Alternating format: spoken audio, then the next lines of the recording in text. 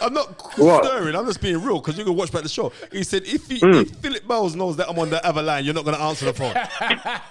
Bloody, listen. Hey, what I'm saying. I ain't here to talk no.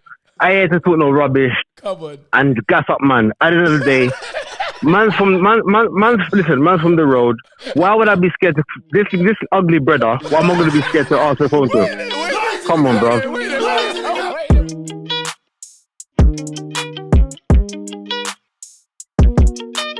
it. Believe it. Become it. And this week, my voice is back to normal. Come on. So, come on down. Hey, we're back, brother. We're back. Back where it been nowhere. No. But I think you try to give me your son. No, come on, drink the water. Drink the water. Drink some water, sir. You are there, Haji, sir. Drink the water. Right, Leon McKenzie. Yo, Leon, we're filming, big man. What's going on? We're filming our show, bro. Leon. Yo, Leon. Still, so I was like, let me just call the brothers, man. Bro. Yeah, Chad, you might as well be in it now. Bro, you see what I'm saying? I was just about to call John Barnes, tell Spencer look in the back book, the black book, or the John Wick book, and look at that. And Leon McKenzie. Leon McKenzie. You see the it's the energy. It's the energy, man. It's serious. I mean, that's what it's all about, man. What's going on here? Everything's good, man. You know what we're gonna have to do? We're gonna have to call your fighter, Phillip Bowes. Yeah, I mean, he's got his big title defense coming out. Yes, against Akeem, Mr. Brown. Yeah. Mr. Brown. Yeah. So you got Mr. Brown and Mr. Boys. Yeah. Mr. Brown, yeah. Yeah, I mean, have they spoken already? No. We're going to get them on the show. Okay, yeah, good, yeah. That'd be interesting. Yes. Yeah? What's your... Because I know you're working hard right now as a trainer since retiring. Yeah. And losing that sick pack. I see you eating them chicken in a chicken shop. Chicken wings. I see. Yeah. But don't get it twisted. It's still part of the process, man. What? I'm working on other things right now. Yeah, I know. Losing your six pack.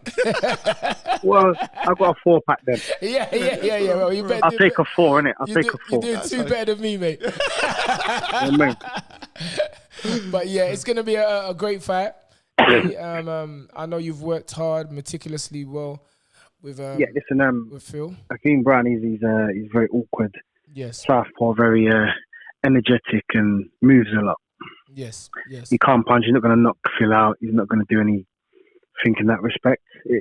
Phil's IQ is extremely high. Yes. And he's going to be fit because I've got him fit. Yes. Like he's just he's added some things to his armour, and we're ready for whatever. We're ready. Having said that, how do you see the football training in comparison to the boxing training? Do you feel that the two can complement each other, or do you feel like? Yeah, I don't think I could have done. I don't think I could have gone in at 35 years old into a professional boxing industry without having some form of athleticism, within what I've done. So I think football, from an agility point of view, you know what I mean? All the things that come with work, everything else. I think, although I lost my footwork towards the end of the career. Sorry to cut you. Like, Tunde always talks about, like the apple not falling far from the tree. Yeah. Your dad, yeah, went to the 1976 Olympics. Yeah. Right? Boxed Sugar Ray Leonard in the quarterfinals. Yeah. Right? Let's not forget that. He was a decorated amateur. He was a British and European champion. That's right. Right? Your dad. Your uncle was British, Commonwealth, European, and world champion at 3 different weights. Bingo. In Duke McKenzie. They call that bingo. Right. Thank you. Right. It's right. Right. So it's kind of downloaded in the program because you was always around boxing, Leon. Right. So this is what everyone sometimes forgets. Because I had 18 years in professional football, I've been around gyms from 8 years old. Like my dad had a gym in Streatham called the Park Tavern. Remember that? I remember the Park Tavern. Right, so he had the gym there. That's when all Mark Prince was coming in there. Was it Greyhound Lane, innit? Was it Greyhound Lane? Yeah. Just near like Mitcham. And, So it's right. We was living in there for a few years, and I just used to go every day after school, and I used to just be around it in the gym. And that's where I started watching every type of fighter, what's needed, dedication, who's about the life, who's not, and just studied. So I really became, I was a boxer really, turned footballer, really. Okay. Yeah, 100, because it's downloaded in the program. So anyway, what's the future hold for you, Leon? The future holds, obviously, I've got a massive year next year with the documentary that's finally going to land called 10K, which is my journey. And I've incorporated mental health awareness into this documentary. So that's me. Stuff with that, my friend. Interviewing, honestly, some unbelievable athletes right the way through to Hollywood stars like Dwayne Johnson. So, Rock. The film is going to be there with the Rock. Man. That story is an unbelievable story because, like I say, I believe in energy, and since I've retired from boxing, I was always sort of planning to say, okay, it's going to end soon, but let me start planning now. That's what I was trying to say. Start planning now. Don't wait till your career's finished. Start planning when you're doing well, when you're going through, you're fighting, or whatever it is you're doing. Because something I didn't do really well when I was coming towards the end of my football career. So this was a lesson learned for me, because while I started my boxing career, I was in a position now where, well, let me just start planning. Let me start building my speaking stuff. Let me start building what I want to come next after boxing. So when I retired the next day after my last title fight, I was ready to retire.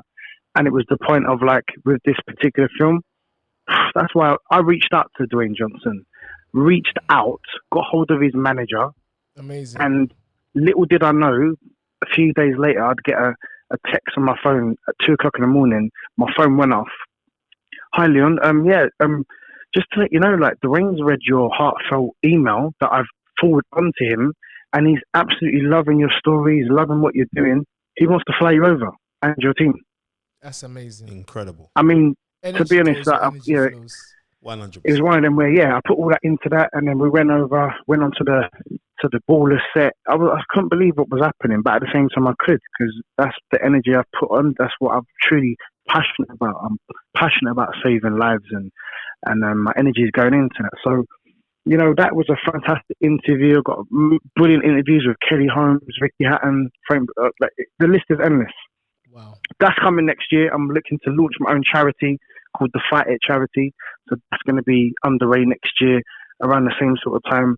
I'm doing my best to just keep things moving. Positive. 100%. Leon McKenzie. Yeah, man, you were even scripting the show, but I saw the phone ring. I said, I can't ignore you because I got to ring. Yeah, no, listen. I'm sorry. I crashed the show, man, but sometimes surprises are the best, right? No, you never crashed nothing. Never crashed nothing. It was meant to be, brother. It was the alignment of the universe, my friend. Yeah, I mean, but I'm very proud of you too. But love the energy, love what's going on with what you're doing, and just keep doing what you're doing. Tk you very much, Lee. Thank you very much. Let's hear it. Round of applause for my guy, Leon McKenzie. Bless it. You see it. Big up, Lee. Take care, and we'll catch you next week. We'll be there. Friday, ringside at York Hall, the 29th on the Mickey Elliott Show. Yes. For the British. Yeah, no, it's great. It's a big deal. It'd be the Phillip Bowes. He's 35. It'd be the oldest man. What he's gonna achieve. It's a big deal. He's ready. I'm getting him right mentally. Yeah, he'd be the oldest man in that weight division. So that'd be fantastic achieve. I feel like I'm going into a fight as well. It's a big deal. As a trainer, that's massive.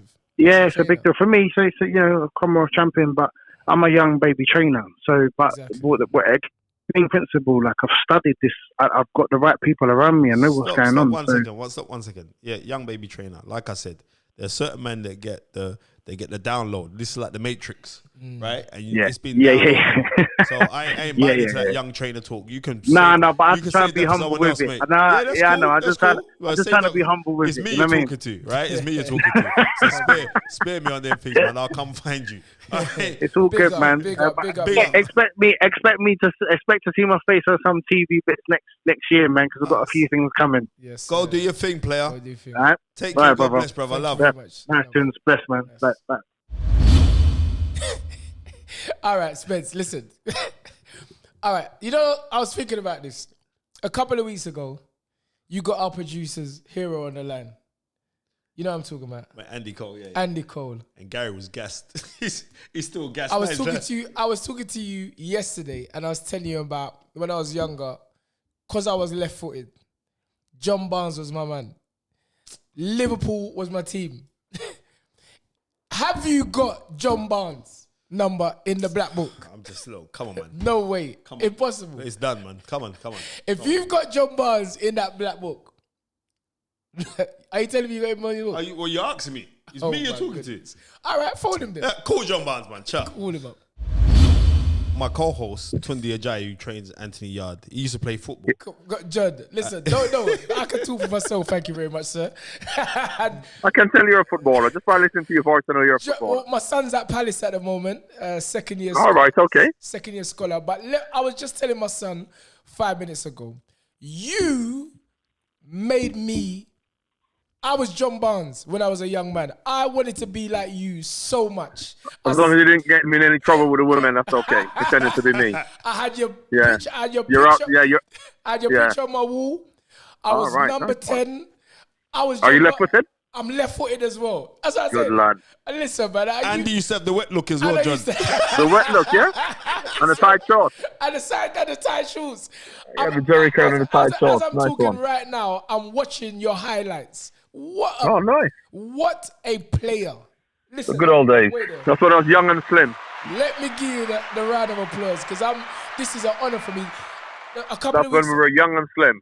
Yes, sir. A couple of weeks ago, we had Andy Colon and our producer, that was his hero. And I'm saying to get my hero on the phone right now is an honor, Mr. John Barnes. So yeah, but you're showing your age now. You're showing your age now, mate. I'm telling you.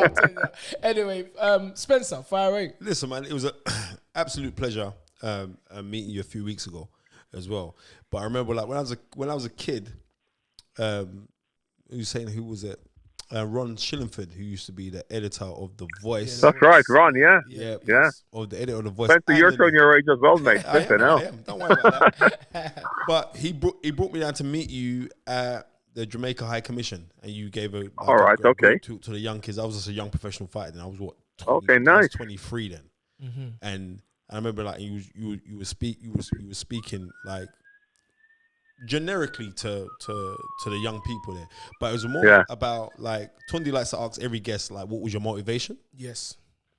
What was your motivation to do the stuff that you did, Mr. John Barnes? My father was always my motivation. Come on. Because my father always said to me, whatever you're going to do it with integrity, do it with honesty, and do it with commitment. Brilliant. So whatever I did, that's what and that's the motivation. And particularly in a team sport, my motivation was to do what's right for the team. As much as I may have been an individual player in terms of the way people thought, the perception they had of me, but my first and foremostly, my thought was, how can I help my team? Brilliant. So, the commitment was just to the cause, whatever the cause happened to be. Mm-hmm. Wait there. I've got to give you that, John, because that epitomizes what I've been saying for years.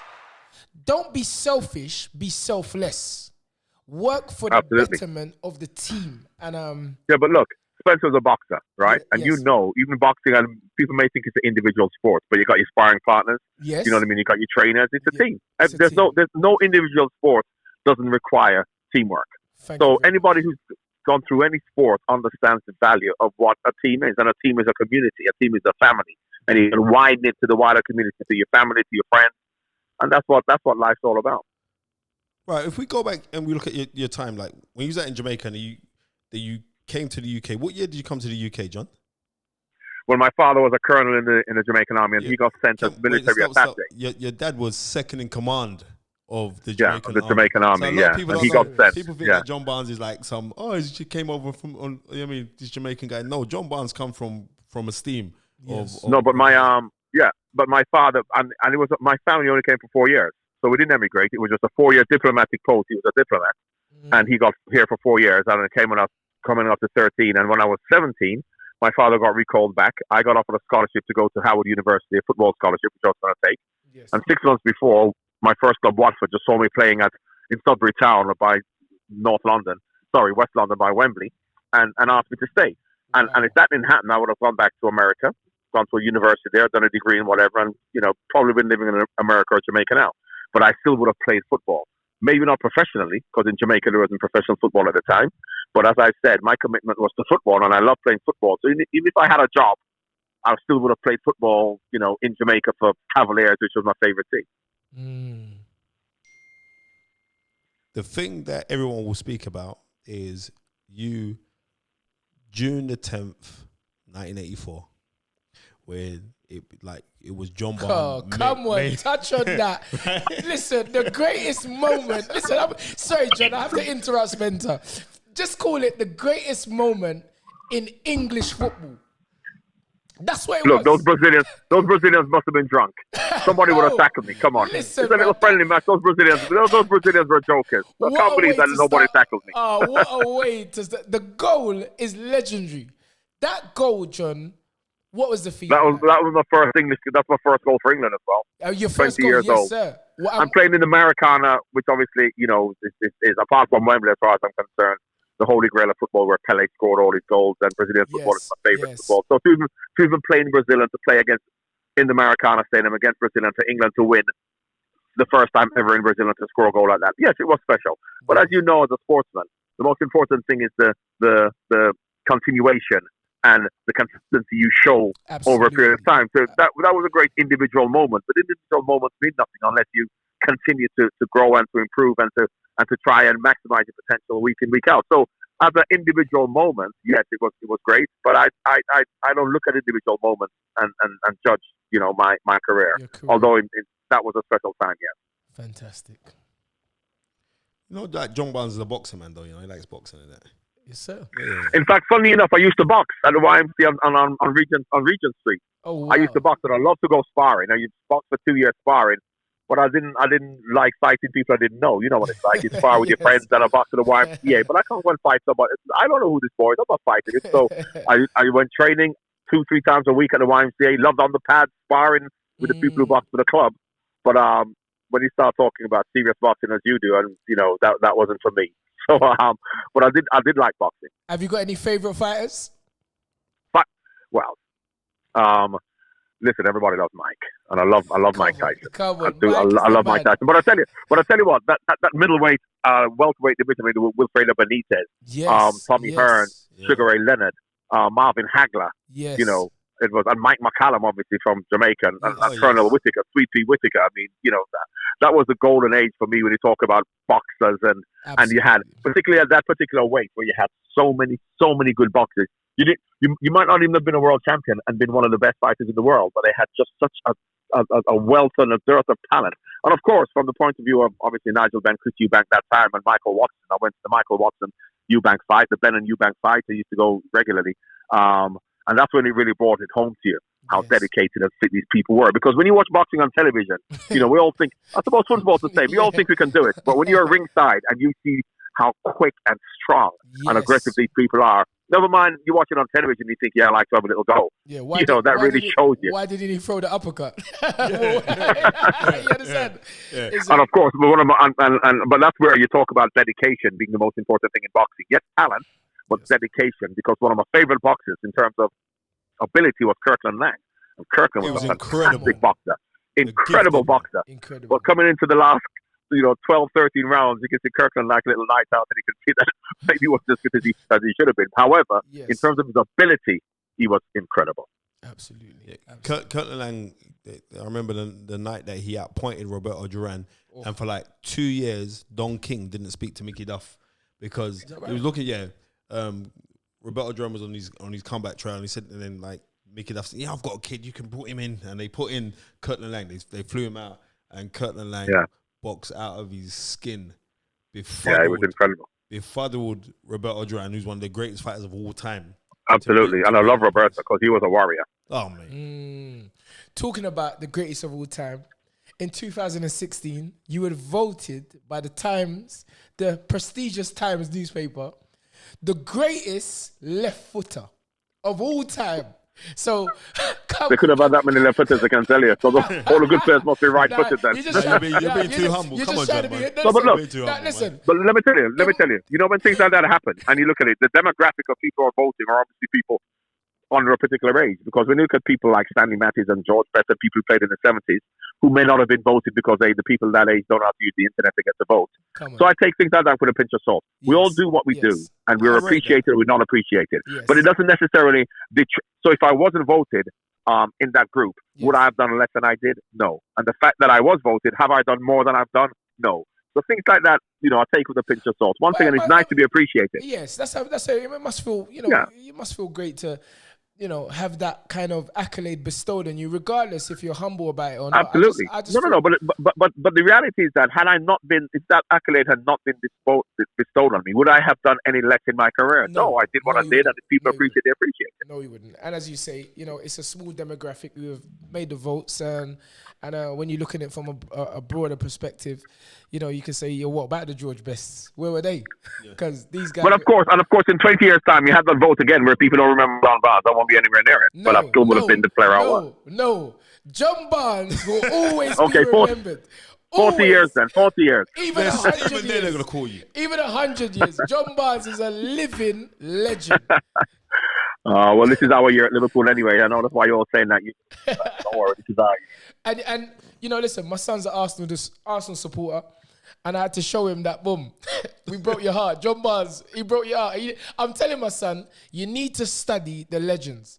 John Barnes. Obviously, did you show him 1989, last minute when we lost? I bet you showed him that one as well, didn't you? We only did it with winners. Right. And then, again, you're just a great player and someone that I think all young people, Spencer's always speaking about it. He's saying that the young people nowadays do not study history. And that's a great thing which they're missing, a valuable part of their own careers that they're missing. And I think any young footballer, go on. Yeah, but I understand that. I understand looking at me. But think about when you talk about Clyde Best and Luther Bliss and Ricky Hill, who were playing at the same time as you, but earlier, the things that they had to go through they should to make me be able to do what I do. They should study them as well. That's the whole point. And I'm saying that's what history is. We can't just forget about you in 20, 30 years or 40 years. And, ask Spencer, tonight, after I get off the phone to you, I'm going to tell my son, who's a striker, number 10, number 9, study John Barnes because you're a legend. I'm just I'll tell you what he should study. Go ahead. Unfortunately, when we look at people studying and you look at what we think they do, what he should study is the commitment and the work rate and the 100%. Effort and the humility for the team. 100%. That's the most important thing, and that's what makes footballers. Yes. Because when you look at Lionel Messi and Cristiano Ronaldo, what we see is how great they are. What we don't see is how hard they work. Yes. Monday to Friday, the training, teamwork that they actually put in. Because we just like the prettiest things that they do. That's but right. that is the end product. Yes. The hard work is what he does for the team. I was telling a boxer this just this afternoon. The glitter, the glam, it looks great. But it's the hard work. Get out on the road. Get out on the road on a run. Yes. Yeah. No matter what you say about my favorite boxer, I didn't even mention him, Muhammad Ali. Favorite ever, Muhammad Ali. And I'll tell you what, when people look at him and they think he's pretty and he does this, he does that, you see him in the gym training, you see him running, you see when he works. And for that man to fight for as long as he did, when he's willing to go the distance, 15 rounds, when he's however old he is, and being able to do that, shows that, he has the talent. But when you talk about someone who's committed, absolutely fantastic. Right, John. Who was your idol in football when you was growing up? Well, don't forget, I grew up in Jamaica till I was like 13 years old, so I didn't have, and I loved. My dad went to the 1972 World Cup and came back with my first pair of football boots. Sorry, 72 Olympics in Munich. Came back with my first pair of football boots, Adidas Gerd Muller from Germany, and of course I'm living in Jamaica, and of course Gerd Muller. Franz Beckenbauer, West Germany are my favorite team. Then, of course, I've come to England. And when they asked me what my favorite team is, and I said West Germany, they said, no, you can't have West Germany. Some that in 1945, you better pick another team. Yeah. But West German football I love. Franz Beckenbauer, Wolfgang Overath. Growing up in Jamaica, I just love West Germany. And, of course, because and they won the World Cup against the one of the most talented teams in Holland, but West Germany won that because of their commitment and their determination. Never say die attitude. Yes, they had talent, but they're some of the biggest qualities that you need to be successful. So even from a young age, and my dad really instilled this in me, that forget about what ability you may have. You have to have the right attitude and commitment. So West Germany for me epitomized that. Sorry, I got to get you a round of applause, John. I got to get you a round of applause. Hey, John's a man. Like, I see, like, you're a very humble man now, John. Yes. Right? But when he said now, hasn't he always been humble? Well, he wasn't humble, but I'm going to fashion now because everyone knows I like to dress and I like to dress smart and stuff like that. Mm-hmm. But John Barnes used to wear some garms, bro. Listen, that was the 80s. Looking back, and as much as we think our time, we all have our time, yeah? Some people thought the 90s, some people in the 70s was cool. And in the 80s, I thought it was fantastic in the 80s. But looking back and being objective, 80s wasn't a great time for fashion. 70s was good. Never mind the flares and whatever, but 70s was good. And the 80s was when I was in my prime, and the stuff I used to wear was like, yeah, this is the best time. And looking back, but I think I can be objective now and say 80s was a great season. So I have to apologize for some of the stuff I used to wear back then. Yes, sir. Now, what are you talking about? You had swag, John. You had swag. Well, it was swag in the 80s, but looking back in 2020 now, that's why I'm saying you're looking back in history, and the 70s was John, even looking back now. You can say the 70s was cool, but John, the 80s wasn't great. John, we live in a tech world. I've just typed in John Barnes outfits. I know, yeah. It's a good. I'll tell you what. It's a good thing. It's a good thing. This is radio. It's not television, is it? It's radio. I bet you can't even describe it. You can't even describe what I'm wearing, can you? I'm looking at like a black shirt. It's like a black leather number. Yes. I've still got that one now. What are you talking? I've still got that black leather shirt now. I'm wearing it to New York next week. Listen, I'm seeing some nice images. A brown leather jacket with a black shirt, jeans. You're looking sharp. I'm telling you, I've rocked triple denim as well. Don't worry about that. Never mind double denim. I've got triple denim. Triple denim. Yes, sir. John Barnes, you're the man. That is excellent. And it's been you give me a ring anytime you want, mate. Give me a ring anytime. 100%, man. John Barnes, big up yourself, man. You made Tunde's day, man. Yeah, trust me. Thank you very much, John Barnes. I'll tell your son to be a Liverpool fan from now on. Yes, sir. Yes, sir. Thank you very much. All right, mate. It's a pleasure. Thank you, See you later. Take care. Take it easy. Okay. Bye. You know what? It's an honor to speak boxing. Yes. Right? And I'll speak boxing. And the maddest thing is I actually get paid to talk this thing, which is something that I would do for free. I would do this for free right now. You know what I mean? Well, give me the money and you do it free then. Don't come with that. I'll do it for free business. I would do it for free, but yeah, I'm telling you, child maintenance, right? Come on. Bro, nappies are expensive. Yeah, you don't need to tell me that. So, but good guys, I'm telling you, like Ron Katz is you always used to talk about Ron Katz. I always talk about that guy from back in the day. Matchmaker, right? Excellent matchmaker. You know what I mean? We got to talk to him, Tunde. I got a phone. You know where you got Ron Katz's number? Tunde. It's not possible. Ye of little faith. Bro, I'm gonna rub your phone. I'm gonna rub that phone because that phone is powerful. This the Black Book, aka Spencer's phone, is the most powerful phone in boxing. It's official. If you've got Ron Katz, John Barnes, all them man there, Andy Corral, the guy is a legend. Come on, call him. Done. The fight is right. And our special guest right now, Tunde. The one, the only. Yep. Ron Katz. Ron, how you doing, brother? Hey, Spencer. It's truly an honor to be on this podcast with you. Listen, man. Thank you. No applause necessary. Thank you. Please sit.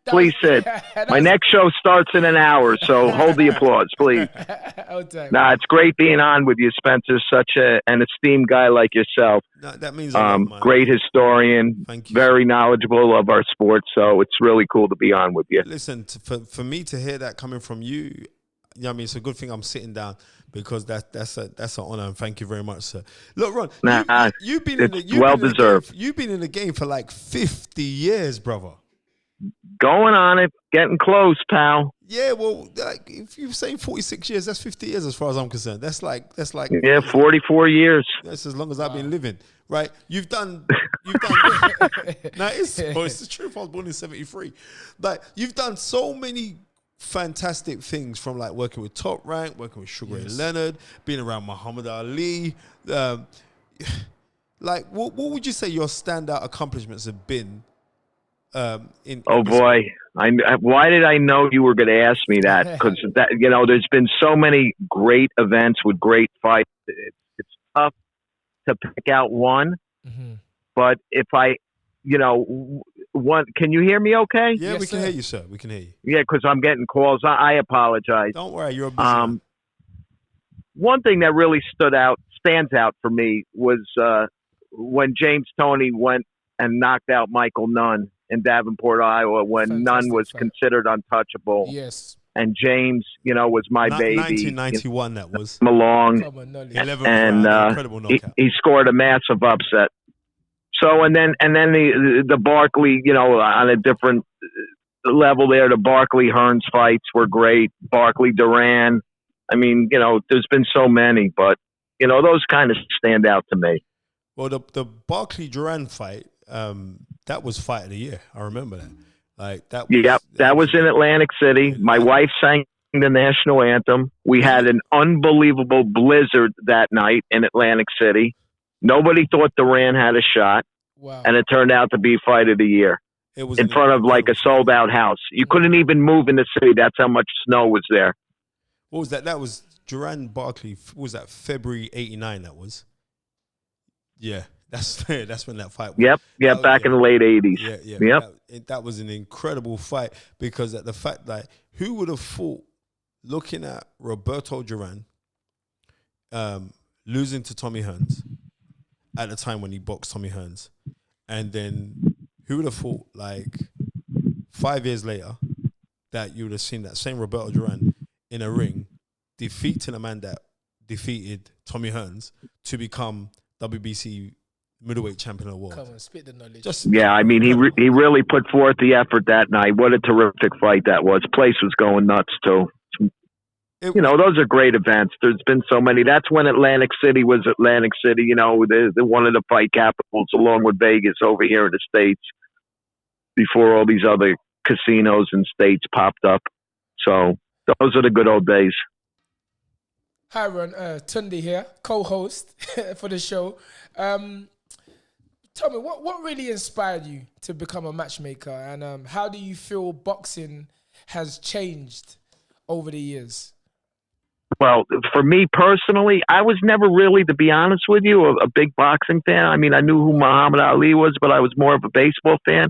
Yes. And I went to work with a guy named Lou Falsino, who, along with two other guys, developed the technology for closed circuit TV back in the 70s. Yes. Wow. And one thing led to another, and we started doing live shows, and I was like a gopher. And then I was lucky enough to meet, guys like Johnny Boz and Bruce Trampler, who kind of took me under their wing, and the rest is history. Yes, as far as my story goes. Now, boxing today, has changed dramatically. We've all seen it.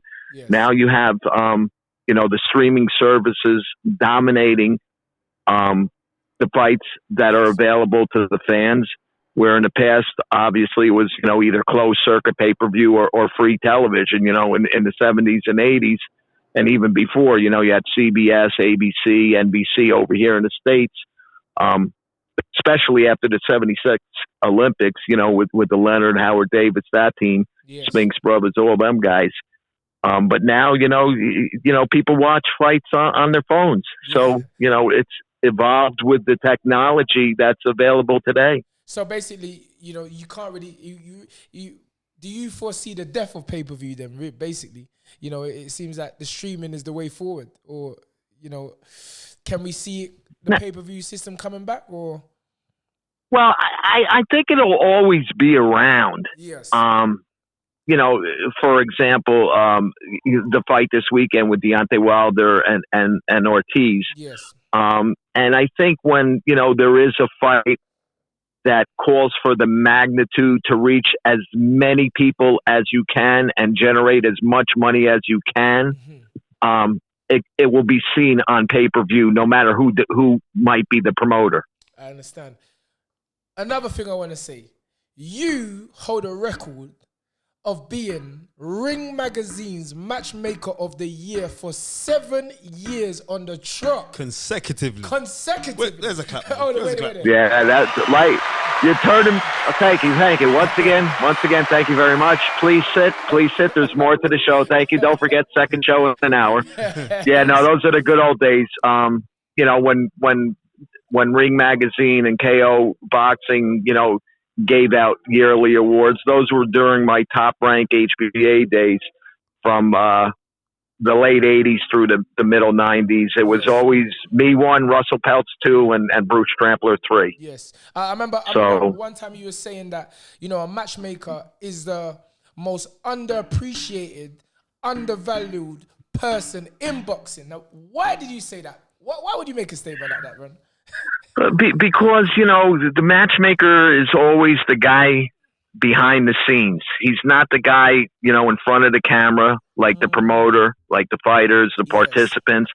He's like the heartbeat, and the heartbeat hides behind the chest, so you can't see it. But, I love that. It's such a tough job because there's a lot more than just putting two guys together. Sometimes that's the easiest part. Yeah, it's it's everything else that goes along with it, especially nowadays with the necessary medicals, needed, for the safety of the fighters, which is, so important. The travel, the applications, the paperwork. So it's matchmaking has evolved into more than just, when my mentor, Teddy Brenner, the greatest ever, would call up two guys. Teddy greatest ever. Trust me. No one could touch that guy. Okay. No, absolutely. He took Bruce Trampler under his wing, and then, Bruce brought me in and he took me under his wing. And being with Teddy as many years as I was, which was not enough, was such a wonderful thing. Just to hear all the stories was worth it. Well, I have to say, Ron, this has been a very insightful, especially for me, because, listen, I've known Spencer more than half of my life, and for years he's always been saying, Ron Katz is the man. Ron 100%. Katz is the man. He's been telling me this for so long, and just to hear your voice finally after hearing you in so many stories is really an honor and a pleasure for me. So that's so kind of you, but believe me, it's my honor to be on with you guys. I mean, when Spencer called me, I was really excited. I mean, you guys, I hold you both in very high esteem. So thank you very much. And I'm shocked you didn't even talk about the Joshua Ruiz rematch. That was good. We're getting to that. Don't worry about that. We're getting to that. Listen, Deontay Wilder, what's your call for Deontay Wilder? If I miss the food after this press conference, I'm booking a Concord right now. We want 2 quick answers. Well, not quick, just a little, Insight from your knowledge, First off, Wilder v. Ortiz prediction. Just, my phone's been ringing, so I'm sorry I didn't hear you. Wait, just give me a second for it stops to ring. I don't know if it ring. Okay, it stopped. All right, Wilder versus Ortiz 2. What's your call for that fight, Ron? Well, I like Deontay in the match, but again, with a guy like Ortiz, everybody talks about his age, but age doesn't matter really with a guy like that because he can flat out fight. And nobody wants to fight him, so he's not an easy out. And age didn't matter when George fought more and obviously Bernard Hopkins fought, well into his 40s. Excellent. But, Deontay to me really is underrated. People think he just punch, but he can do a hell of a lot more than just punch. 100%. And he showed that with Brazil with that piston-like jab of his followed by a right hand, yes, sir. Which we know carries unlimited power. Hey. So all that being said, I think, Ortiz will give him a little bit of fight, but, I think Deontay might get him out a little quicker this time. Yeah, good. I think, especially after the Brazil fight, I think before he believed in his punching power, but the way that he demonstrated, that was horrid. That was very, very, that was brutish. I mean, the double jab followed by the right hand was, look at some of the great heavyweights of the past, the Lewis guy, Joe Louis, guys like that. Not saying he is that, yes, but that was so reminiscent of what they used to do. Yes, double jab, right. Yeah. But not only that, I think he's become very underrated because he enjoys knocking out guys. And Deontay is a little more skilled than people give him credit for. Let me tell you, he still gets a little too excitable in the ring, yes, which people, tend to focus on that and get sloppy. Yes. But the guy has skills. He wouldn't be as far as he's gotten if he didn't have skills. Yes. And finally, the mega match, the rematch between Anthony Joshua and Andy Ruiz. Let's hear your thoughts on that, sir. Well, to me, this is a very interesting fight. We all know both guys could fight. Yes. So to me, this comes down completely to the mental aspect of the fight itself, where the two fighters' heads are at. To me, that's paramount, because one, with Ruiz, you know, did all the fame and fortune that came along with his great upset affect him? Does he still have that hunger? That's what I said. With the other guy, with Anthony, how is he going to react if this guy gets in the ring and starts doing the same thing? How is he going to overcome the thoughts that are going to go through his head? Here we go again. Yes. So to me, it's a battle of the mental aspect. Okay, but rather than the physical. We don't want no sitting on the fence, Ron. Yeah, what's your call, we want a Mr. prediction. Katz? We want a cool, Mr. We want the prediction from the great Mr. Katz. Come on. Oh, you're going to put me on the spot? Yes, yeah, sir. most definitely. This is The Fight Is Right. It's going to be a draw. Come on. How's that? Thank you again. Thank you. You're such a great audience. Thank you. Oh, it means the world to me. Ron, thank you. I have to thank you for coming on the show. Seriously, you're my guy. You've always been my guy for a hot minute. Yes. But even more, I love you, Spence. Yeah, thank you very much. So who's the young guy? Because you're at a press conference now. Who's fighting? Who's we have fighting? Two local kids, Johnny Hernandez here in Long Island, and Danny Gonzalez. They fought a terrific fight, which Gonzalez squeaked out a decision. Two real solid club level type fighters. Right. That give it their best. And that's all you can ever ask of anybody who climbs 100%. Through the ropes is to give it your best no matter what ends up happening. Yes, so they're doing a rematch Saturday in front of our home base, the Paramount here in Huntington, Long Island. Sold out show. It's our 37th show there. We sell out just about every show. So it'll be a fun night again. Fantastic. Keep on doing what you're doing, Ron. And can I also say a massive, fantastic congratulations of you becoming a Hall of Famer. Yeah, I mean that must be a really, really big thing. Atlantic City. Thank you. Oh, what a great audience! What the best audience that I've ever performed in front of. Thank you. Nah, this one means a lot to me. It really does. I made my bones down there, so it means a lot to me. And thank you guys for having me on. It was truly a pleasure, and I loved it. Thank you. The one, the only. And I got to wait. Time out. Hold a pout. Just hold on a second. I have more to say. Okay. I must thank one Spencer Fearon for turning this dinosaur onto WhatsApp. Yes, you're welcome, sir. It wasn't that, man. All right, guys. I'm not going to ring America and pay them charges, man. Trust me. Yeah, there you go. All right. Take care. God bless you. Thank you again. All right. Bye-bye. The one and only Ron Katz. Tunde, you want to just silence yourself now. Don't call back if I got this person's number you know what, and that person's number. I don't hear it. I don't want to hear it ever again. Now, all I'm going to say is draw for the black book. That's what it is. I'm not going to say, have you got it? I'm just going to say draw for the black book. You know it. The black book's got... All right. Let me see if you got this one. The Magic Man. You know. Paulie Maliaji. No, forget about that one. No disrespect, Paulie. The man that said from the real Magic Man. The real Magic Man is the man that said the famous words. You got any excuses tonight, Rory? Right, it's Antonio Tarver's birthday today, you know. For real? It's his birthday today. He's 51 years old. Nah, that man, you call me the Cocoa Butter Kid, but he's the triple Cocoa Butter Kid. Bro, he's sharp. I'm not gonna lie. He's so articulate, that man. All right, draw for the Magic Man, Antonio Tarver, if you got him in that book. Come on, man. Hey, how you doing, Antonio? Before Spencer goes on. Hey man, I'm doing good. The Magic Man, the one. Oh no, wait. Just wait there. You know, we gotta give you a round of applause before we start this thing. Good to hear from you. All right, thank you, my brother. Yes, sir. And a happy birthday to you. 51 years young today. Amazing. That deserves another round of applause. Yeah, man. Fearon on. Hey, thank you, guys. Antonio, tell me, because Spencer's calling me the cocoa butter kid, but you must be the double cocoa butter kid to be 51 years old and shine so brightly. Tell me your secret, brother. We need to know, because I need to get 2 barrels of what you're using. Hey, you know what? It's coming, man. We packaging it up real nice, man. We gonna get it out there so everybody can get this magic secret I got. You know what I mean? Yes.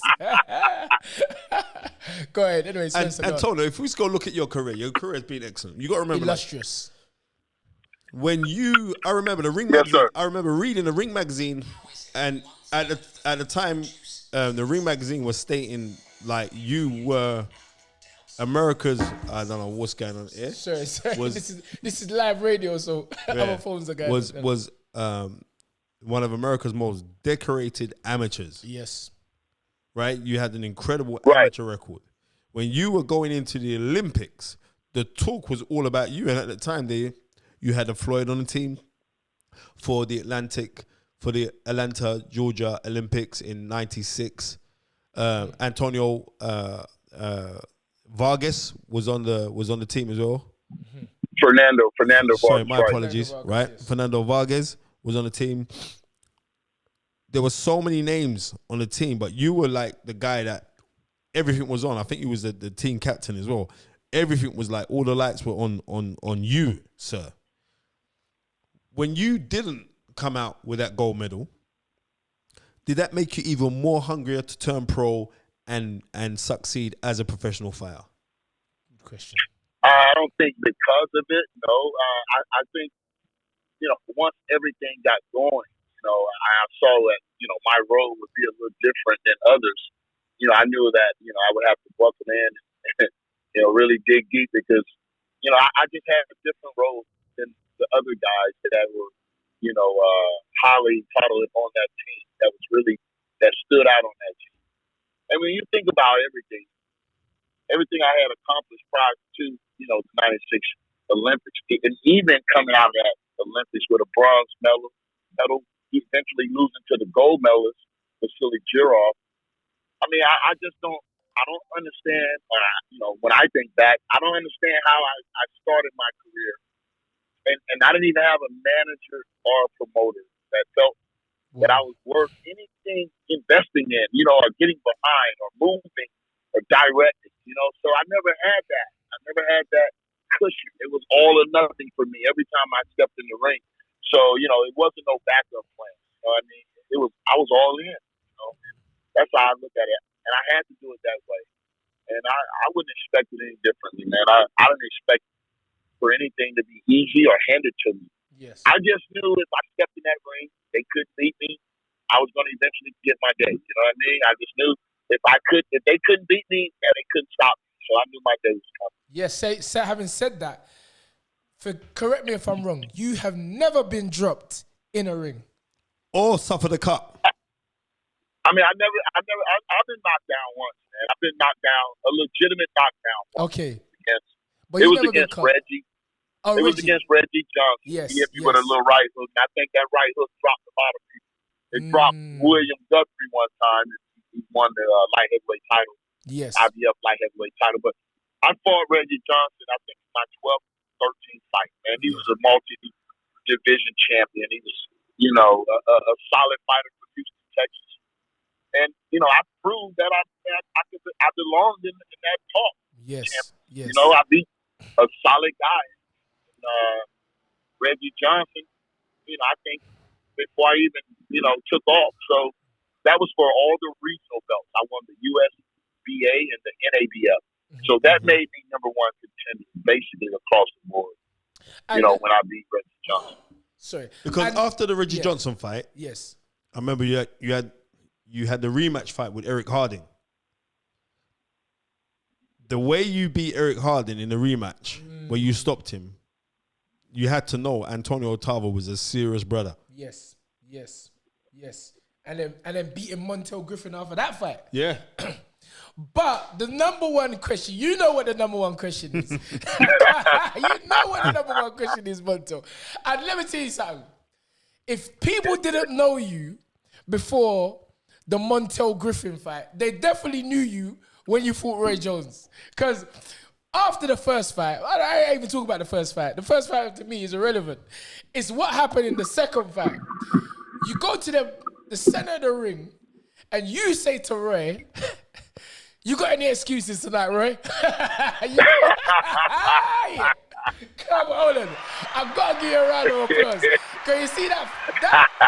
Those words will probably go down in the history of boxing. What made you so confident that you can defeat the mighty Roy Jones? He was chasing him for years, though. Well, I mean, I want to hear Antonio answer it. Come on. I gotta be honest, man. I was confident after the first fight. I mean, I think I proved everything that night. I mean, come on, man. I mean, we're talking about boxing. If you're judging that fight on the criteria of boxing, I mean, come on. Some judge had it 117, 111. I mean, it's like that was the first fight was the reason why I was able to knock him out because I beat him, man. I punched, I hurt him. You damaged him mentally. He was locked up. He was swollen. Yes. I beat him. I took the fight out of Roy. The first fight, it was over. Yes. You know, it was a new day in boxing, and they just didn't want to crown me. They didn't want to crown me, bro. And I told everyone, even in the '96 Olympics, you can ask my teammates. Wow. This was. I never knew that. You know, when I got off the couch and I ran 3 miles, when I saw Roy Jones in the '88 Olympics get robbed. Yes. Man, you know what? You know where I was at that day? Come on. Yeah, Seoul Jung Park. The book, let me tell you, the greatest story never told is coming. Come on. The book is coming because nobody. Come on. It's not an athlete. Hold on, wait. Let me say this. Hold on. I gotta say this. Come on, Antonio. And I want the world to hear me. This not an athlete, bro. This not an athlete. Yes, sir. In the world. In the world that have come from the pitch that I have, bro. Listen. And to stand on the top of that mountain in Las Vegas. Tonight I knocked Roy Jones out. Yes. Bro. If you knew where I came from, come on. You'll understand why they call me the Magic Man. And you'll understand why they call me the Magic Man. And this is why I use these 3 words. Dream it, believe it, become it. Dream it, believe it, become it. They don't know about the story of the Magic Man, but you're hearing it today, Spencer. You're hearing it. Come on. The greatest story never told, baby. It's hashtag. Come on. It's right. hashtag. On the fight is right. And you know what? Listen, man, there's so much we can talk about your illustrious career and you know, listen, we got to touch on a Rocky. We got to touch on Rocky. Mason the Dixon line. Mason. Come on, brother. How did you feel when you got the call up for that fight? How did you feel? Come on. Now I'm gonna tell you, man. Right in '96, after losing the gold medal, I'll say that Sylvester Stallone flew me in to Planet Hollywood. I met his family. We had a red carpet, and that night, Mason the Lion Dixon was born. Wow! But I had to catch up because I had to do the work. Yes. But I think the vision, because I was a very outspoken person, even as an amateur. Never. I believe that. I really, when I touch the mic, you feel me? When I touch the mic, people listen. Yes. So he saw what it was, and if you look at Mason the Lion Dixon, he really wasn't far fetched from the Magic Man himself. Yes, but at the same time, like I said, the Mason the Lion Dixon was born. I think that night we walked that red carpet. Yes, sir. And then once I went on and did my thing as a professional, and the pinnacle of that was definitely the night I knocked out Roy Jones. I mean, I was actually going to training camp for the 3rd Roy Jones fight. And my phone rang, and that familiar voice was on the other end. And he told me, take care of my business, but, I had to keep that on mute. And you can imagine, you know what I mean? You can imagine it was hard for me, but I had to take care of the business because later on I heard that, he even told Roy Jones he was up for the part. Wow. So I really believe that, if Roy probably would have beat me in that rematch, probably would have got the part. He would have got the part. But when I stretched Roy Jones, I think Sly knew that there was only one man that could be Mason Lion. Come on. Listen. I mean, listen. You just one question I want to ask. Let's go back. I know you just spoke about, people don't really know where you come from and what you've been through. But one question I always like to ask the guests is, what was your motivation to actually become a boxer? Wow, man. You know what? It was simple, man. It was always just me against the other guy. Just me against him. And that's all it needed to be, bro. It really needed to be nothing else, because that's just how I felt about me. And that's it. My name on the line, that's enough. You know what I mean? Because I got to protect everything. And it's, my dreams, my goal, my wants, my desires, and how I saw myself. How I saw myself is something that I never could. The vision that I saw for myself could never change. Yes. For nobody. And I tell people today, man, it could have been anybody. It could have been anybody you can name. Sugar Ray Leonard. It could have been Hagler. It could have been all of them. I was going to approach it the same way, bro. Come on. And I was going to approach it the same way. And I don't know how else to see it. Yes. For any of those young fighters out there, man, hey, don't read the headline. Don't believe the hype. Don't ever believe the hype. Yes, sir. Come on, teach on Don't this. Don't ever believe the hype. Because I'm going to tell you right now, if I would have ever saw Roy Jones like they saw Roy Jones, I could have never beat him. That's right. I could have never defeated the man. But because I didn't see him like that, and I think a lot of that had to do with the fact that we fought at 13 years old. Yes. We fought at 13 years old. Oh, and don't nobody know how that fight went for me and Roy. Because we was in the ring together. Yes, but I bet you one thing, Roy knew that he was in there with somebody different. And he knew that shit all the time. He knew I was coming when nobody else did. He knew I was coming. Yes, because you can't lie to yourself. You can't lie to yourself. You know when the man in front of you is gonna give you that work. And Exactly. So and my thing was respect to Roy, man, because a lot of people don't understand that man inspired me, bro. Yes. That man inspired me. It wasn't never no hate. It wasn't never none of that. It wasn't personal. It was just that shit. I had to do what I had to do, and he was just a man in front of me. You know what I mean? Hold on, I said, Antonio, wait. Bro, listen, man. You are inspiring me. You don't understand what's going on.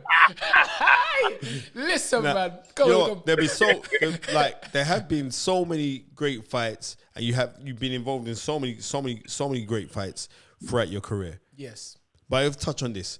Now you're passing on your knowledge to your son. Now, Junior Tarver, if you ain't seen him, he's a junior middleweight. Okay. Junior middleweight, yeah. And what's he now? Is he 8-0? Is he 8-0 now? How many fights? Yeah, he's 7-0. 7-0. I always like to count the one ahead, right? So that's how yes. right? Yeah. So, and there is a competition now that's going on right now called the Golden Ticket, which is on Sky TV. Which is an MTK Global production. Golden Contract. Your Golden Contract, yes. Right? The Golden Contract. Right.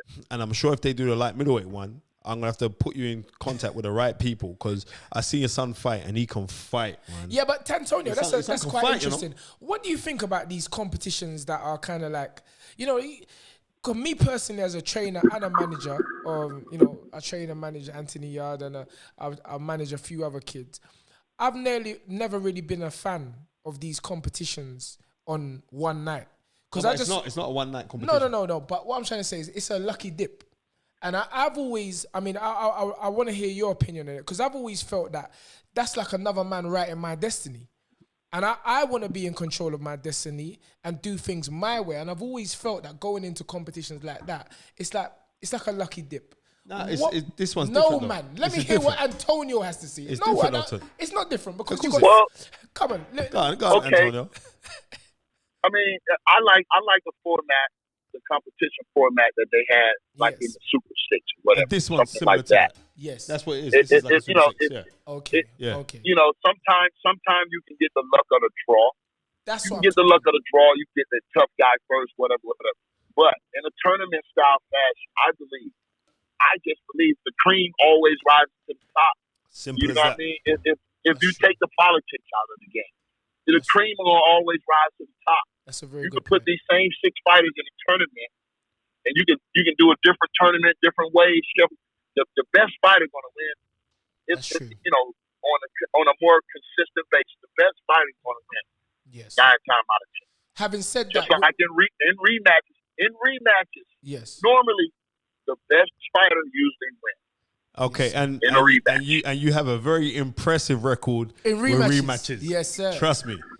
Because Roy Jones and Eric Harding, they have to call testimony to that. And Glenn Johnson. Yeah, and Glenn Johnson. Let's not forget that. Glenn Kofi Johnson. Yeah. The Claridonian Jamaican man. Yeah. Right, but going back to your son. Yeah. Your son. And there's only one rematch out there that I should have had and I didn't get. With Bernard we Hopkins. all know which one that was. Bernard Hopkins. Yeah, the one I never got. The one I should have got. You know what I mean? The one that should have even been in there regardless. I don't know how they slipped that one in and slipped that one by me. But again, man, with everything I gave that night. Yes. You know, that's just like your boy moving up fighting GGG, your guy from over in the UK. Yes. Can you imagine, you know the welterweight I'm talking about. He moved up and fought GGG. Kelbrook. Your guy, what's his name? Kelbrook. Yes. Can you imagine GGG company, people, who's ever behind him, fighting that fight with everything he was giving Kelbrook without a rematch clause in the contract? So if you can just wrap your mind around that, then you can understand what happened to me in that situation. That's a very I'm not good point. saying Bernard Hopkins couldn't beat me. Bernard Hopkins is a great legendary fighter. I'm not saying Bernard Hopkins couldn't beat me. I'm not saying I can't lose to Bernard Hopkins. Yes. I'm saying I don't care if it's 100 years. Bernard Hopkins do not dominate, man. Yes. You can look at the common opponents that we have. Look at the common opponents. Bernard Hopkins on no damn day dominates. I don't care if I come off the street and they ran not 1 mile and didn't train. He don't fucking dominate. And that's all I'm saying. Yes, and I never got a chance to straighten that. I never got a chance to straighten that. Do you feel there was a few stones left unturned in your career? Well, that's undoubtedly. You know that, bro. My career is incomplete. Okay. Because I never got a chance to go for the big prize in the sky. I never got a chance to cement my legacy. Because I told someone what I was planning on doing, and anything I ever said out my mouth. Yes. Anything I ever said out my mouth, I did it. And you can go back and look. I didn't win the gold, but I went to the Olympics, and I sacrificed 4 extra years to do that without a guarantee. So the thing about me that set me apart from all the rest of the fighters. Yes. I was never willing to take that ultimate risk. Yes. You feel me? In the ring at the same time, I'm a risk taker. I will roll the dice. And that's why I know if you put me in the situation, if you put me in the moment, I'm gonna come out victorious. Covered. That's what separates me. Put me as big as the moment is.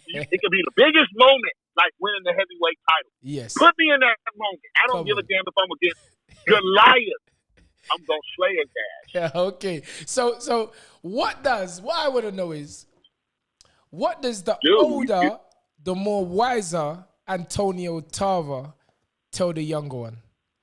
If you was Antonio Tarver Senior, which you are now, talking to the junior, what would you advise him? What would you tell him to do differently? Man, you know what? You know, if it's inside, if it's in you, bring it out, bro. If it's in you, bring it out. I love that. I love that.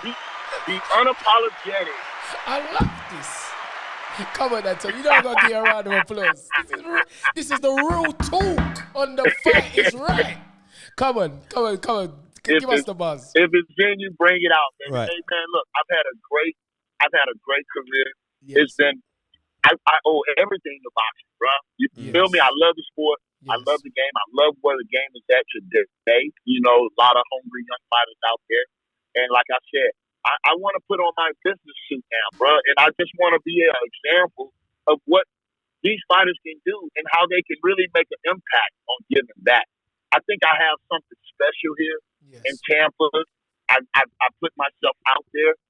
I'm managing and training some of the hottest prospects in the game right now. And if you want someone that really knows the game inside and out, that can guide you and protect you through this game, I mean, I'm your guy. You feel me? Yes, and like I said, sorry, Antonio, I don't even think it's just that. I think it's that you can illustrate it as well. Yes. There's loads of people that have it up in their head, but they can't convey it. Yes. I think I've known you a hot minute now, so I think your conveyancing skills are excellent. Yes. I think something like that is really good. And also, it's like, I don't see as much on the TV doing analytical work now for boxing, because I think like you're one of the best boxing talkers out there. Yeah, he's excellent. You're absolutely excellent. I don't know how comes you're not back on the TV doing your stuff, man.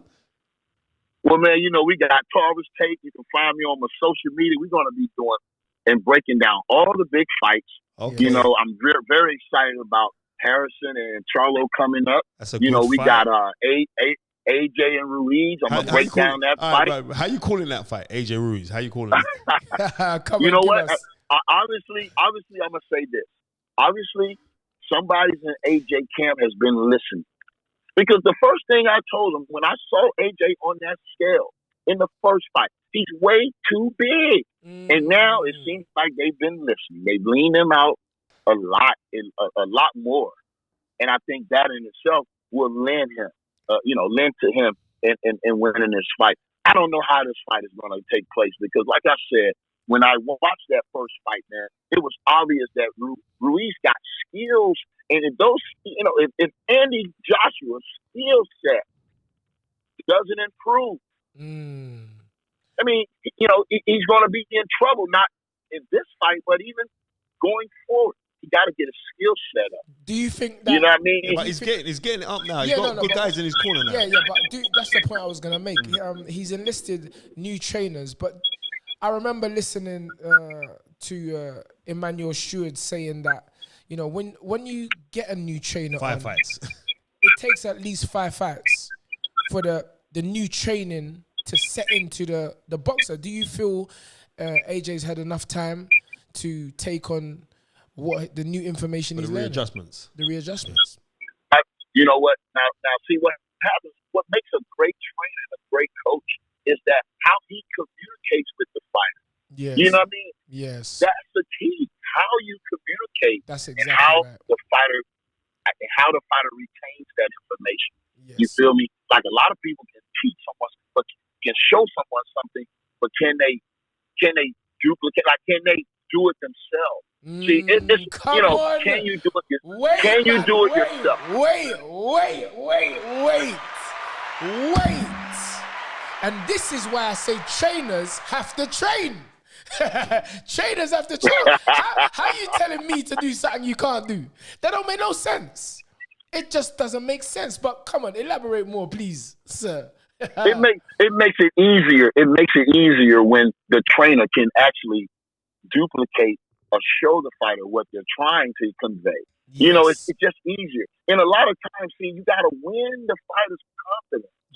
And that's a big piece of training. You got to win the fighter's confidence. That means when you say something to him, he has to be able to say, that's law. Yes. That's law, and believe it. That's what, like Buddy McGirt, for instance, right?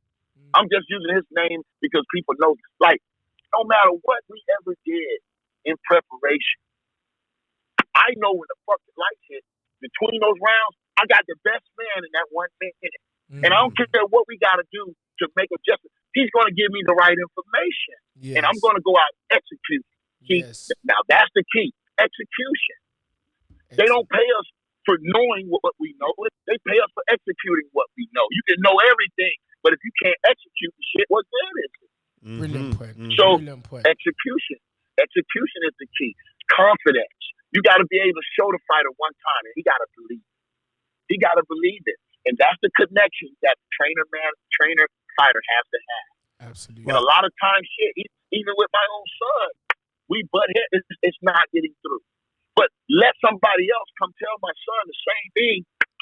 He fucking eats it up. So I don't know how the component is for trainer boxing. I don't know the secret sauce or the secret ingredients. All I know is that I believe from all of the trainers that I've been fortunate enough to have, I've been able to retain all of their information that they gave me. And now with my experience and my walk, I can now give it back. Yes, so that's the key. When you look at great trainers, and I'm not saying, hey, Mayweather, he know a lot of things. Oscar De La Hoya, they know a lot of things. I don't see them in there giving these guys the real secret to their success. The real secret. How you knock this motherfucker. How you win this fight. How do you win this fight? Why do you think that is, Antonio?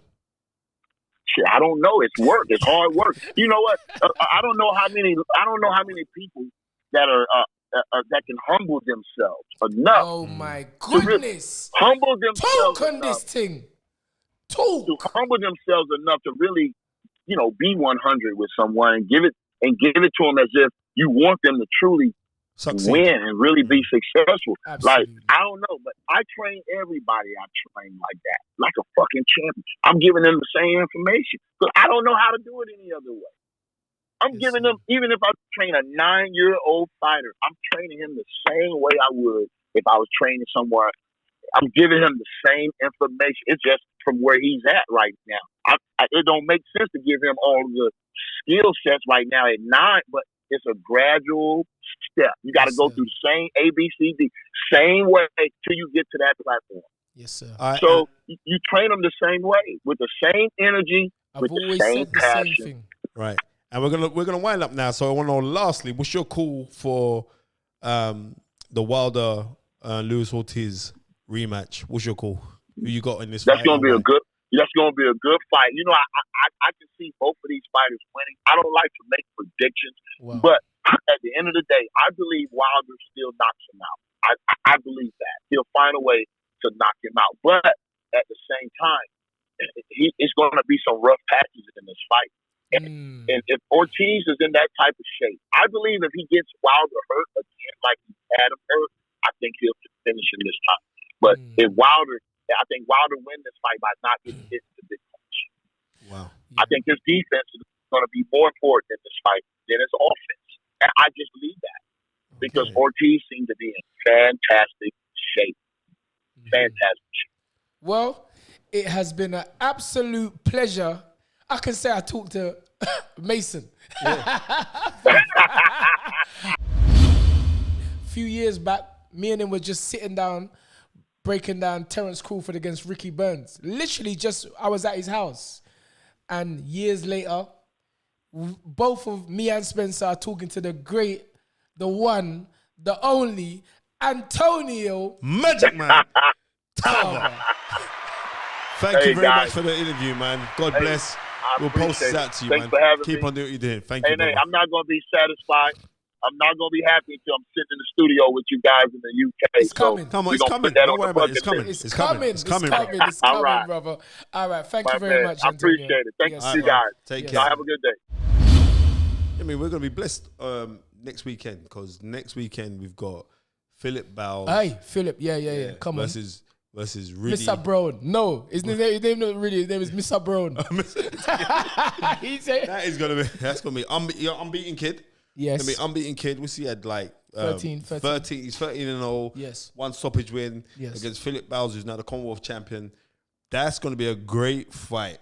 That's gonna be a very, very good. I ain't fight. getting fooled by that 1 stoppage business. No. He can fight. He can fight. He got an engine on him.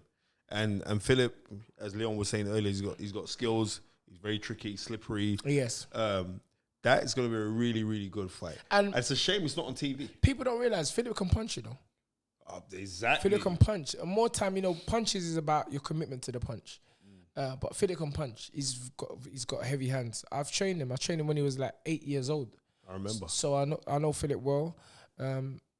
Be great to get both of them on the phone. We got to go do that, man. Do the business. Draw for the black book. I love this you. I'm not gonna lie. He's one of my favorites because bro, you see this man here? He comes with a little yard man. The yard man shoots. You get what I'm saying? All he needs is now is a kestrel and a domino set. And it be like I'm in Spencer's yard. That's how me and Spencer used to come to Spencer's yard and his dad just boom, 666. Deuce. So big up the one, the only, Rudy. You know, some of you know him in his birth certificate name, Akeem Ennis-Brown. You know, bro, how come all you Jamaicans are names Brown? No, man. Yes, man. That was good. Yes. The man himself, the undefeated, the unstoppable right now. We're going for the big one as well. We're going for the British and Commonwealth titles. So, yeah, man. It's the 29th of November, York Hall. Yes. Yeah. And it is for the British and Commonwealth title. What? This is a serious fight. That's the next one. That's the team. Yeah. For the British and Commonwealth title. So it's for the vacant British title. And it's also for Phillip Bowes' Commonwealth title. I'm not going to lie. Listen, see me, I keep it real. I know Phillip. This is going to be a serious fight with me. I'm not taking no sides. I used to train Phillip. He's a very technical boxer like yourself. You know? And you know, people might look at your record and think, oh, you've only had one stoppage in that. But don't watch that. You can't trick me. Your fight, I don't, bruv. You can't trick me. I don't. Sometimes the reason why man's only got one stop, bruv. Tony Bellew was on this show last week telling us he made the same mistake when he fought over McKenzie. See, he looked at his record and he thought, bruv, this man can't last 2 seconds in the ring with me. Guess what? First round, he was looking up. The man, they put drugs. You know, that's what I like. I like the people to think that. I like them to come in with that South Free, so they think, you can't fight, you can't do this and that. And then you get a big shot like pow, right there, too late. You know what I mean? When they want to get a wake-up call, too late for them, you know? Yes. And a lot of people make the same mistake. So I believe Phillip Bowes, if he should be a lot smart enough to not make that mistake, but you never know. People get carried away with their stuff, so he might make the same mistake too. Yes. But if he does, he's in for a wake-up shock as well. So tell the people what kind of fight we're expecting, really. Because, bro, we might just come with some yardman thing and just throw the boxing out the window. It's action-packed fight, man. It's going to be an action-packed fight. I know that for sure. Yes. But obviously, it's like a couple of people have been doing interviews. They have the same thing, what a fight to expect. And I just got to say, keep it real. It depends what Phillip Bowes turns up, you know what I mean? It depends what Phillip Bowes turns up. Because if you get Phillip Bowes just comes and wants to survive, whatever, then you're just going to just have one of them type of fights. But I believe Phillip Bowes, he's going to bring it all, you know? I believe he's going to come, bring it all, bring an A game, and it's going to be two proud men. Me proud, him proud, and he's going to be in he's in his hometown for all these people. So I expect the best Phillip Bowes to turn up on a night. But that is what I want. I want the best Phillip Bowes to turn up. I want that. One thing, I mean, I've watched you come up from the ground, and I said it to you the other day on the phone, like, you don't never change who you are. You don't need to play no kind of roles. You know, you're a very respectful young man. And even the way you're talking now, I'm listening to you, I'm saying, bro, this is respect. But you know what? We need to hype up this thing. Yeah, for real. Furthermore. Stay on the line. Stay on the line. I have to ring Phillip Bowes, you know, because... Ring him. Ring him up, man. Ring him up, man. Come on. 1 second, really. 1 second. Come on. Say no more, man. Say no more. Come on, get Phillip on the... You sure you got Phillip's number? Come on, man. The black book. You know... Spencer, I don't know. If he knows I'm on the phone, I don't think he answer, you know. If he knows I'm here, I don't think he answer, you know. Ring man thing. I think the phone will ring true, go missing. No, don't say that, man. He has to answer. He said he's flying like bird. Hold on, wait. Bro, Phillip, better answer that phone. Here we go. Yes, Jesus Christ! Hold on. Wait. Lies in the cup. We don't get weed. We don't get weed. Hold time, Philip. You know the Phil, if you could go to, because I know you're at a ceremony right now, you're meant to be getting an award. So, yeah. So, big up for you to even answer the phone. But we got Riddy on the other line, yeah? Come on, Philip. Don't let me down, bro. And what's going on, coach? What's happening? Yes, Phil, bruv. It's your moment of truth, brother. But you know what the youth said? I'm not stirring, I'm just being real, because you can watch back the show. He said, if Phillip Bowes knows that I'm on the other line, you're not going to answer the phone. Bloody, listen. I'm saying. I ain't here to talk no rubbish. Come on. And gas up, man. At the end of the day, man's from the road. Why would I be scared to this ugly brother? Why am I going to be scared to answer the phone to him? Come on, bro. Wait there, Mr. Brown and Mr. Bowes.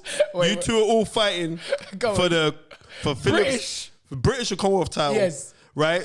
At the historic York Hall. Come on. And I want parliamentary procedure. No talking over each other. Hold on, wait. Mickey Elliott better give us some money because we're hyping up this thing. Yeah, exactly. What, Philip answered? Philip's there. Wait. Introduce yourself to each other, brothers. Yeah. Philip, you can start. You start, Philip. Yeah, man. I'm a veteran in the game. You know, Philip Quicksilver Bowes, Commonwealth champion. You know, fighting next week against Riddy, Akeem Ennis-Brown. Yeah, man. I'm with his hair. Mr. Brown, your reply, please. Really, really rival, aka Akeem Ennis-Brown, the greatest. We're going to do great. Come next Friday, you have the new British Commonwealth champion. Better know. Be ready. Be ready. Philip. No, wait. Let me show you how this thing will go. Philip, you're not a disrespectful guy. Riddy, you're not a disrespectful guy. And I know, but I want to hear both of you how you aim to win the fight. First off, Philip. Say that again. I'm sorry, the phone chipped out. Say that again. Tell us asking, why are you going to win the fight? Yeah. Not even how. Why are you going to win the fight? Because I know you're going to get no game plans. Why are you going to win this fight, Phil? I think the interview earlier, he thinks I'm a crap boxer or something. He thinks my style's ugly and not that good. So he obviously feels himself like, you get me? Philip, do you believe that, or you just talking for the interview? You talking just for the interview to make it interview? Come on, no, you don't believe that. Come on. Bro, Philip, defend the case, man. We're London. Come on, Philip. Come on. Listen. The bottom line is this. I'm not going to talk over you. I'm going to wait for you to finish. You said what you said. The bottom line is this. I don't think your style's good. I don't think you're a rubbish boxer, but I just don't think your style's good. That's the bottom line. I think I've got superior style that to you. I think my style is very handsome like me, and that's the bottom line. Yes, sir. So, wait, really, a man's trying to say you're ugly, you know? No. These like guys, I don't know what they think, bro. They all think they're pretty boys. Like I said, this is boxing, bro. There's not forming no pretty boys out here, bro. Like, I make this guy think, bro. You know what I mean? So it's all good. Let these little pretty boys think that it's all that type of game. All right. Listen. Riddy, please, tell us how you're going to win this fight. Come on. Because, you know, as Phil said, Phil's a veteran, very calm, cool and collected.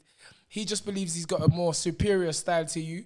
But come on. That's not good enough. That's not good enough. For when you come against a fighter like me, he hasn't been against a fighter like me. So that's not good enough. All that calm, collected, nah, bro. You gotta be ready. Like war, bro. Like that's not good enough, bro. We don't get away. Sorry, I had to go deep out here, bro. Like, I'm gonna drag him to some deep waters right now. That's what I'm saying, bro. Like you're gonna feel it, bro. Like you know what I mean. You're gonna feel a real fight. You know, you got a real fight on your hands this fight. Listen. This is not no bad man talk on the radio, but we'll see next week Friday. I ain't got time for all this gimmicks and back and forth business. Next week Friday, everyone just be at your call and we'll see what's popping. That's it. Brilliant. You think you're gonna win, Philip? You think you're gonna win? Of course I think I'm gonna win. I know I'm gonna win. Listen, bro. Listen. I'm not gonna. We can't both talk at the same time. The bottom line is this: me and you was cool. Yes. You called me out for no reason. Now we're fighting. Listen. Wait. Listen, all I'm saying, bro. Listen, we can't both talk. You didn't listen to what I'm saying. We can't talk on the radio. You done your thing. I was congratulating you that you beat Glenford. Yes or no? Yes, that's a good point. Right. Hold on. Okay. Wait. Hold on. Wait. Listen, Akeem. Let me finish, bro. Because you keep talking. Let me just talk, and you can talk. I'm not going to interrupt you. When you beat Glenford, was I congratulating? Yes or no? Yeah. When you beat Chris Jenkins, well, congratulations you and saying, little bro, good, do your thing, blah blah blah blah. Yes or no? Yes, bro. Yeah. Right. So the bottom line is this. we was chatting regularly on the on the Instagram, and then all of a sudden you called me out because Lee Eaton told you that I've docked you. Yes or no? I wouldn't say it's more of that. I would say like this. Can I talk now? My turn to talk, yeah? Oh, yeah, cool. Yeah, you go through. And let me just say, before you say something, that is a very good point, because I was going to bring that up. You know, both of you have a common opponent in Glenfoot. Philip lost by unanimous decision to Glenn, and you beat Glenfoot. So that's a very good point you made there, Phil. But sorry, I just had to make that. Yeah, go on, Mr. Brown. Continue. Yep. All right, so cool. Let's check it, yeah? Regardless of all that, congratulations, all that stuff from before, whatever, yeah. That's all cool. We can all be cool in this. Like, what you got to remember about this? The way I look at this sport, yeah, is it's not personal. It's just business, you know what I mean? I can call a man out and still be cool with a guy, you know what I mean? So let's just check it, yeah. If you, as the Commonwealth champion, yeah, you've got to suspect people, the guy below you or hungry, the guy who wants the title to come up and get like theirs, you know what I mean? You got to upset it. You cannot get upset when you get. Listen, there's no problem. You could have said let's make the fight, but all trying to say that I'm disrespecting you. All saying I'm disrespecting you. Listen. But you said to me, you said. You have the point you're saying about league, yeah, whatever, this and that, yeah. You got made, yeah, good offers, yeah, to like fight me, yeah. No. Listen. Akeem, listen. Akeem, listen to what I'm saying to you. Listen. No, that's not how it went. Let me just. They're not in the game. They're not in the game to like progress and be the best or be the greatest. If you're just in this year to pick up titles, yeah, and make yourself look like you're a champ, or make yourself look like and fool the public, and no, I don't respect that. Bro. Listen, hold on. Listen, you're just chatting. What? No one didn't dock the fight for me, brother. Hell, if I dock the fight, why am I fighting for the British Commonwealth? Listen, I could say, you know what? You've been forced to fight. The board of mouth. No. Hold on. Listen, there's no force. Listen, one at a time. Listen, quickly. Listen, quickly. I'll go back to the walls. Yeah, listen. There's no force to fight. Because guess what? I could still defend my Commonwealth and not care about the British. But I care about the British, so I'm fighting you. The bottom line is, if I was running, why would I still fight you? It doesn't make sense. Now you're a proud man.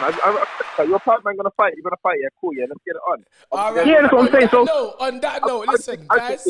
On that note, let me just say, Riddy, in your last fight, you beat an undefeated fighter, Bilal Ryman or something like that, 12-0. And Phillip Bowes had a very good win in his last fight against Tom Farrell. I think, Philip, you went up to Liverpool, innit, to fight that fight? Yeah, I went to Liverpool, yeah. And you boxed tremendous. Yeah, and boxed really good. I think, you know, this is a great fight. We've set it up perfectly on The Fight Is Right. Everybody, I know you, man, are going to be doing some different kind of running tonight. Both of you go. Listen, man, but you know, when all said and done, you are two hungry athletes. When all said and done, yeah. It's all said and done. It is what it is. You know what I mean? Like, I think, yeah, like with Philip, his problem is that he takes his stuff too personal, bro. No. Go on, carry on talking, Mr. Brown. Sorry. I mean, take it way too personal, yeah. Like I said, yeah, the way I look at this, yeah, it's his business, you know what I mean? Once I beat him, I will come up and shake his hand, I'll take him for a drink, we can go get food, we can still be cool after, you know what I mean? It's no problem, bro. Like, I don't take this stuff personal, bro. When I win the title, when people calling me out, I'm not gonna get upset about blocking people and hiding and moving funny and stuff like that, yeah. Getting upset over it. Like, I accept all challenges, bro, you know what I mean? And that's how it comes, bro. Lovely. Listen, Philip, I don't know why you take it all differently, bro. Listen, I'm coming one sec. Yeah, listen. That's all great. Listen, that's all great what you said. Next week Friday, we'll get it on and it's time to talking. There you go. And lions, and like you say, yeah, meet in the jungle. Like I say, meet in the jungle. All right. Ready. Hold tight. Philip, you are a gentleman as always. Cool, calm. Thanks for taking your time out. Good luck with your award that you collected today. Yeah, man. One love, and I see you lot. I'll see you lot next week. Yeah. 100%. We're there. We ain't missing that. Island. We're there. One love. Take care. Really, Mr. Brown, thank you for joining us on the Fight Is Right. Seriously, really, you are the man. You hype up the thing proper. Right. So, yeah, man. I'll go get yeah, man. I was wishing all of you the best of luck. Definitely. And we'll be down there, man. So, yeah, man, both of you putting that work. Thank you so much for being on the show, yeah? Big up. I was going to say, yo, big up you, man. Tunde, Spencer, bro. What you man are doing, yeah, like big things, brother. I've got a lot of respect for what you do. You man are doing, yeah. Looking through the young man like us. And now, bro, like, you lot opening doors and doing great things. And even, not even whether it's like black, white, you lot are doing proper good things. And I'm glad you've got some real black role models you can look up to. You know what I mean? We haven't got enough of them to look up to, yeah. So I'm glad, like, it's like you are. Big stuff. Fantastic. Listen, really, I told you, brother. I told you on the phone the other day. I have been secretly watching your rise to this moment. And I see how much you want it. I've seen you and a little kid boxing as an amateur. I saw you one time on one video. I think you was living with Tim Witherspoon or something like that. Is that right? Yeah. Yeah, I see it. You was all around, and you know it's all boiled down to this moment. And I wish you all the best.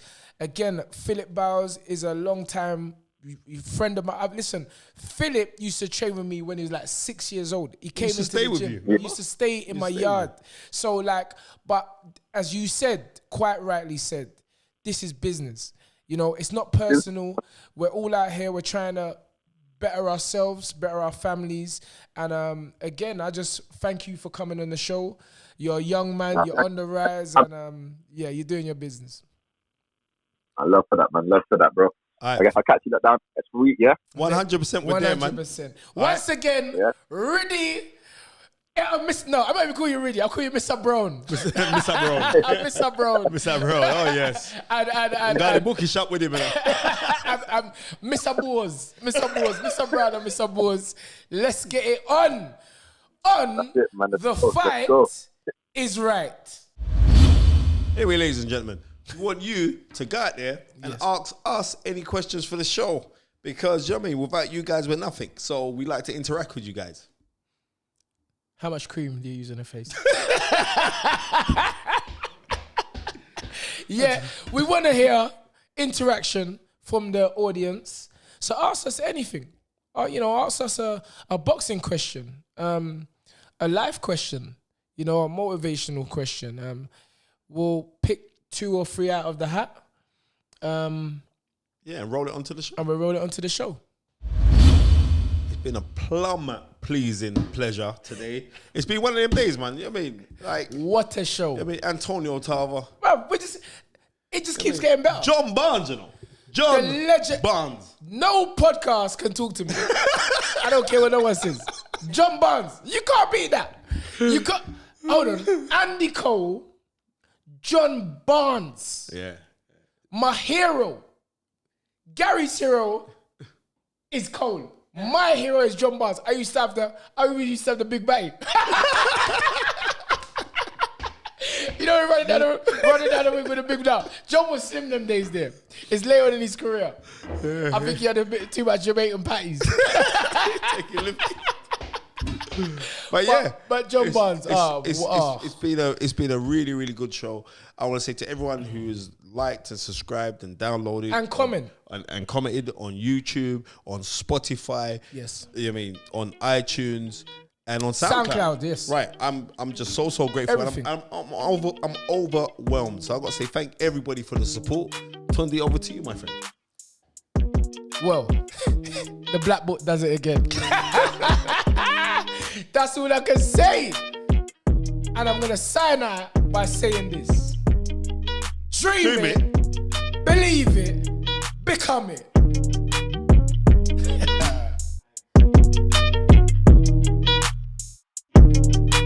Remember to like, comment and subscribe to the Stamina for Sale YouTube channel.